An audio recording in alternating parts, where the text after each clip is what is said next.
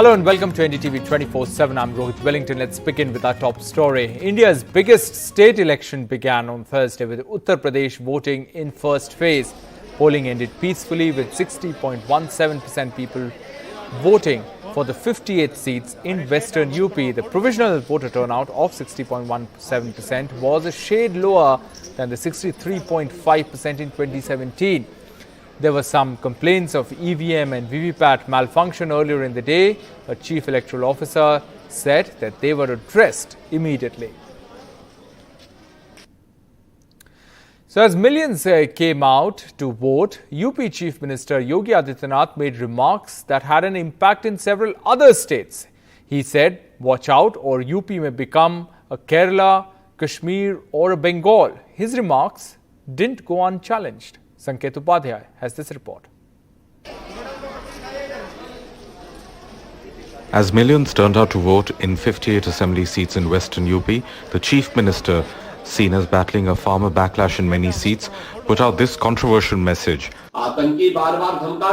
Vote carefully, otherwise UP will become like Kashmir, Kerala and Bengal. सावधान रहिए, आप चूके तो 5 साल की मेहनत पर पानी फिर जाएगा और इस बार उत्तर प्रदेश को कश्मीर, बंगाल और केरल बनते देर नहीं लगेगी. The comment invited a sharp retort not just from the opposition, but from the other states' leaders, with the common refrain, people of UP would want the development of these other states. प्रधानमंत्री जी के भी बयान आ रहे हैं और योगी जी ने भी जो वोट अपील किया आपने देखा उसमें कहा कि उत्तर प्रदेश को केरल और बंगाल मत बनने दो. आप केरल में लिटरेसी रेट देखेंगे, आप प्रति व्यक्ति जीडीपी के आंकड़े देखेंगे तो केरल प्रदेश हमसे बहुत ज़्यादा आगे है. तो ये तो इस तरह की बातें कर रहे हैं, जमीनी मुद्दों से भड़काना चाह रहे हैं. आप मुझे बच्चा कह लो, लड़का कह लो, मुझे कोई फर्क नहीं पड़ता. In a tweet, Chief Minister Vijayan of Kerala said that if UP turned into Kerala, the state may enjoy better health services and education services, greater social welfare, and the people will not be murdered along religious and caste lines.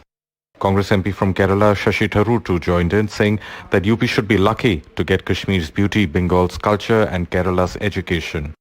And that UP is wonderful, pity about its government. And Omar Abdullah, former J&K Chief Minister, tweeted, he should be so lucky. J&K has less poverty, better human development indices. What we lack is good governance over the last 3-4 years, but that's a temporary phenomenon. In Uttar Pradesh, Yogi Adityanath's comments were immediately committed to a political discourse.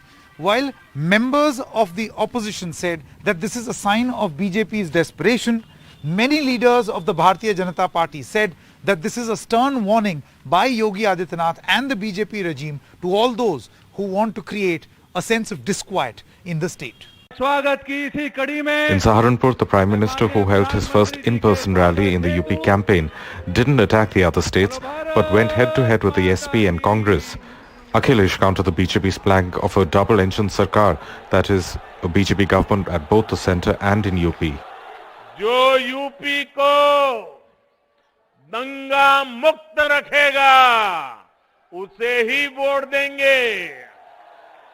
ये गौर परिवारवादी लोग सरकार में होते तो शायद vaccine रास्ते में ही कहीं बिक जाती. आप ये मत सोचना कि ये दंगावादी लोग सुधर गए हैं. आप मत सोचना ये परिवारवादी सुधर गए हैं. वो तो मौके की तलाश में है. ये डबल इंजन की सरकार जब से आई है तब से डबल भ्रष्टाचार हो गया है. ये चुनाव ऐसा है कि उत्तर प्रदेश के बाद न जाने क्या भारतीय जनता पार्टी करेगी. इसे समाजवादी हो, अम्बेडकरवादी हो, जो बाबा साहब भीमराव अम्बेडकर जी ने संविधान दिया है उसको बचाने के लिए दोनों मिलकर के भारतीय जनता पार्टी का सफाया करने का काम करना. West UP has been a significant political laboratory for the BJP, where polarization politics won the BJP good dividends in 2014, 17 and 19. But this time round, farmer leaders like Rakesh Tikayat say that West UP will not become a pitch for Hindu-Muslim politics. वो model तो fail हो गया. वे stadium Uttar Pradesh में अब नहीं है जिसमें match होते थे. यहाँ तो स्टेडियम तोड़ दिए वे सब. जिन स्टेडियम में ये मैच होते थे वे स्टेडियम ही तोड़ दिए. total votes polled The first phase of the marathon 7-phase UP polls is over. Polarizing statements like these have been the hallmark of the political discourse. With Sanket Upadhyay, Chetan Bhattacharjee for NDTV. Union Minister Ajay Mishra Teni's son, Ashish Mishra, accused in the killing of protesting farmers in Lakhimpur Kheri in Uttar Pradesh last year, has been granted bail by the Lucknow bench of the Allahabad High Court. The High Court questioned the charges against him and rejected the police probe. The bail has disappointed farmers who lost their loved ones. The family of a killed farmer said they have no hope from the government. Bail in just 4 months for Ashish Mishra, the murder-accused son of India's junior Home Minister, Ajay Mishra Teni. Ashish is accused of masterminding this, an attack on protesting farmers, in which 4 farmers and a journalist were killed in UP's Lakhimpur Kheri last October. इस सरकार के रहते हुए जो है कि हम लोगों को पहले भी कोई उम्मीद नहीं थी और ना ही अब उम्मीद है, जो कि इतनी जल्दी इनको जो है कि जमानत मिल जाना कोई अच्छी बात नहीं है. The police says Mishra was present at the spot. But in its bail order, the Allahabad High Court rejected the police case against the minister's son. The court questioned the minister's son's role in the firing, crushing farmers, and rejected the police investigation. The court said that no firearm injuries were found on the deceased or the injured. The court also said that the accused allegedly instigated the driver to crush victims, but the driver was killed by protesters. The court added that it cannot shut its eyes to the killing of 3 persons sitting inside the Thar vehicle. तमाम सारी evidence हमारे पास है, जो मैंने SIT को दिया भी था जांच के समय, बट उसको एसआईटी ने सबमिट नहीं किया चार्जशीट में. उसके मैंने उनको दिया था, करीब 150 फोटो दिए थे, जिसमें सारी एविडेंस है कि वो 2:30 से 3:30 तक दंगल में थे. तो ऐसी हियर से एविडेंस है, वो कोई कोजेंट एविडेंस नहीं है. नहीं, लड़ाई हमारी जारी रहेगी और जमानत मिल गई, इसका मतलब ये है कि केस खत्म हो गया और वो बरी हो गए हैं. इनकी सरकार है, केंद्र में भी राज्य में भी थी इनकी सरकार, इन्होंने अपना उसका फायदा उठाया है और इसका खामियाजा इनको भुगतना पड़ेगा. कहीं ना कहीं हो सकता है जनता इनको इसी चुनाव में ही मतलब अपना जवाब दे देगी. A curious case in the bail order is that it does not mention the 2 main charges as per the FIR against Ashish Mishra, murder and criminal conspiracy. The lawyer for Mishra says that it may be a mistake. The lawyer for the victim says that he will use it to oppose Mishra's release. The bail for the BJP Union Minister's son comes in the middle of the UP Assembly election. The party has not fielded the minister as a campaigner. While the BJP was silent today, the opposition questioned the swift bail in such a heinous and politically sensitive case and said Ashish Mishra could intimidate witnesses once out of jail. आज उस लड़के को जमानत मिली है, थोड़े ही दिनों में खुल के घूमेगा फिर से, जिसने आपको कुचल डाला. इस सरकार ने किसको बचाया? उन किसानों के परिवारों को बचाया. उनकी जो पुलिस थी, प्रशासन थी, कहां थी वो जब उनको कुचला? Less than 24 hours ago, Prime Minister Modi, in his first comments on the Lakhimpur attack, said the Adityanath government had handled the case in a fair manner. Ashish's Union Minister father, Ajay Mishra, filmed here lunging at journalists and abusing them when asked about his son a few weeks ago, continues in his post despite widespread outrage. It is not clear when Ashish Mishra will walk out of prison. It could be as early as Friday. In Lakhimpur with Pratik Srivastav and camera person Rajesh Gupta, this is Alok Pandey, NDTV.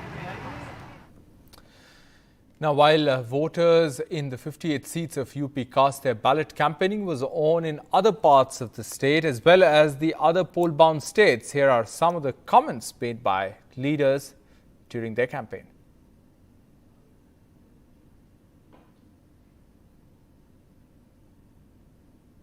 टक्कर मोदी की Congress party देती है. उन्होंने सही कहा, राहुल गांधी नरेंद्र मोदी की नहीं सुनता. वो नरेंद्र मोदी जी सोचते हैं कि सबको उनसे डर लगता है. सोचते हैं कि ईडी सीबीआई से मैं किसी को भी दबा दूं. मुझे नरेंद्र मोदी से डर नहीं लगता। पिछली साल जब कोरोना हुआ था, आपके घर में राशन देने के लिए कौन आया था? आम आदमी पार्टी आई थी। उस टाइम बीजेपी कहां थी? उस टाइम कांग्रेस कहां थी? उस टाइम दूसरी पार्टियां कहां थी? उस टाइम गोवा सरकार कहां थी? किसी ने आपकी मदद नहीं की। आम आदमी पार्टी के कार्यकर्ता घर घर जाके राशन बांट रहे थे। आम आदमी पार्टी के कार्यकर्ता घर घर ऑक्सीमीटर लेके दवाइयां लेके जा रहे थे। 60 साल में इन पार्टियों ने आपको जमीनों का हक नहीं दिया। मैंने इस पूरे केस की स्टडी की है। 6 महीने के अंदर, सरकार बनने के 6 महीने के अंदर आपको अपनी जमीनों का हक दिलवाया जाएगा। Now in poll-bound Manipur, the party which is being seen as a dark horse by political watchers is the Conrad Sangma-led NPP, which has now levelled serious allegations that its candidates and workers are being threatened by militant groups on the behest of the BJP and Naga People's Front, or the NPF. The BJP is calling it propaganda. We will definitely take up the matter and try to resolve these issues and try to find ways to ensure that free and fair elections take place. And if there are concerns, obviously we'll request Government of India also to resolve these issues and provide proper security to the concerned candidates who are under threat. Meghalaya's Chief Minister, who is leading his party's poll campaign in Manipur, levelling a serious charge against his alliance partner, the BJP.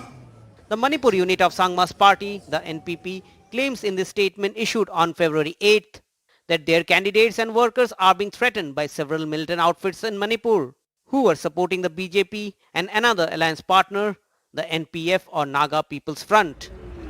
The BJP has hit back, calling it NPP propaganda to garner votes. This is a version of the NPP. It may be a propaganda to get more votes. We believe in the democracy, so such type of propaganda will not work in this time. The NPP has put up candidates in 42 seats against the BJP. Allies have turned opponents, while both continue in government together. While the BJP is trying to pitch the decline in insurgency and return of peace in Manipur as a major poll plank, observers say that in Manipur there are at least 20 odd militant groups who have signed suspension of operation agreement and their cadres roam free. And in the hill areas particularly, these people actually decide who gets elected. With BM Sanjoy in Imphal, in Guwahati, Ratndeep Chaudhary for NDTV.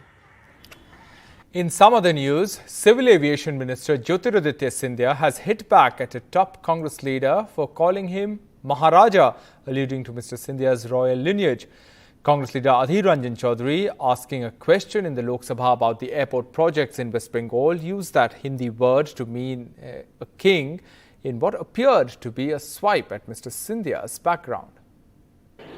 बात यह कि हमारे एक महाराज तो मंत्री है, दूसरे महाराज air India वो अभी प्राइवेटाइजेशन हो रहे हैं।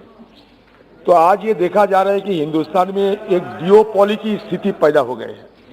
अध्यक्ष महोदय, मैं आपके द्वारा माननीय सांसद महोदय और कांग्रेस पार्टी के नेता को धन्यवाद अर्पित करना चाहता हूं, पर उनको ये सूचित करना चाहता हूं कि मेरा नाम ज्योतिरादित्य सिंधिया है। शायद वो कुछ गलतफहमी में हो और मेरे अतीत के बारे में बार बार चर्चा करते रहते हैं, पर मैं उनको सूचित करना चाहूँगा। The government on Thursday revised guidelines for international arrivals, removing the category of at-risk countries introduced when the Omicron COVID variant emerged, and also recommending self-monitoring of 14 days against the current 7 days of home quarantine. The new guidelines will come into effect from Monday, the 14th of February. That's what the Union Health Ministry has said. According to the new guidelines, all foreign arrivals must fill a self-declaration form online, including a travel history of the past 14 days. They must also upload a negative RT-PCR test that was conducted within 72 hours of the travel date. Alternatively, they can also upload a certificate confirming that they have received both vaccine doses. This option, however, is only available for passengers arriving from 72 countries whose vaccination programs the Indian government recognizes as part of a reciprocal program. The Reserve Bank of India on Thursday kept the repo rate unchanged at 4% for the 10th time in a row and continued with accommodative stance. The reverse repo rate has also been kept unchanged. The RBI governor said that the decision has been taken as continued policy support was warranted to support economic growth. Overall, taking into consideration the outlook to the surprise and relief of many watching the RBI today, there was no hike in interest rates. Lending rate has remained at 4% for almost 2 years now. The immediate focus on faster growth. Large buffer stocks of cereals and effective supply-side measures augur well for food inflation. Core inflation remains elevated, but demand pull pressures are still muted. However, there are a number of concerns the central bank listed. The growth forecast is 7.8%, lower than 8% that the centre's economic policy forecast last week. Inflation for the current year is estimated at 5.3%, and core inflation remains elevated. Private consumption, a major driver of growth, continues to lag. Also, the RBI asserted that cryptocurrencies are a threat to financial stability. While India is likely to grow at 9.2% in the current year, that's because of a low base effect. The economy shrunk the previous year. In fact, the headwinds remain.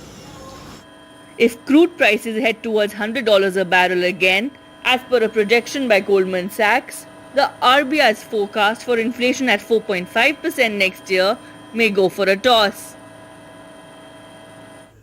Inflation concerns were also mentioned, with the RBI governor stating core inflation remains elevated. Remember, rising inflation is also a global concern. Markets and experts cheering this decision of not hiking interest rates in the last monetary policy for this fiscal. Sakshi Bajaj for NDTV. To Jammu and Kashmir now, where education has been a big casualty, with schools remaining closed first after the abrogation of Article 370 and then due to the COVID pandemic. Now there's an initiative to transform primary education in Srinagar. Nazir Masoodi has this report. A mosque premises housing a government primary school in Srinagar.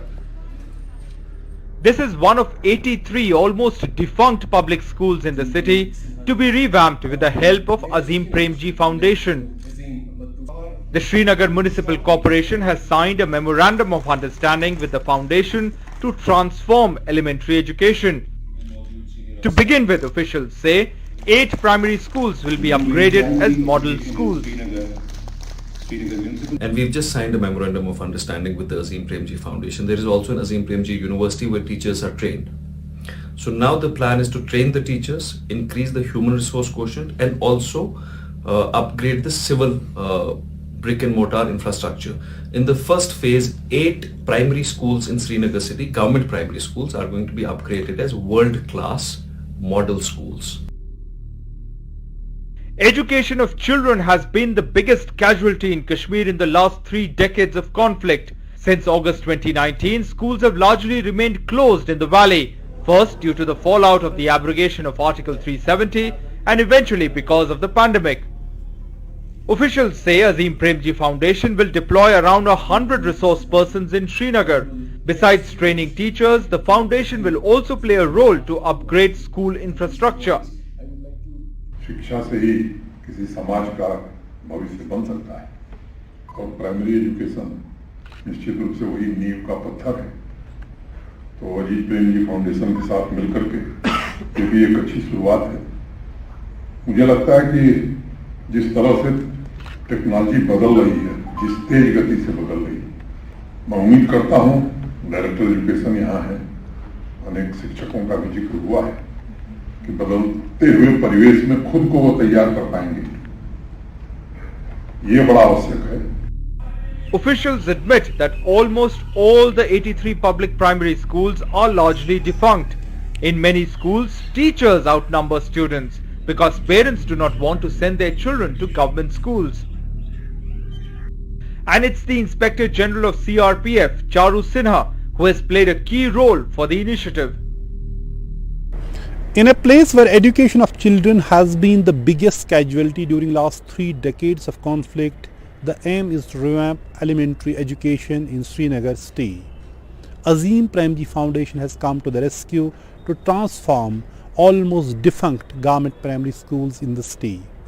In Srinagar, Nazir Masoodi for NDTV.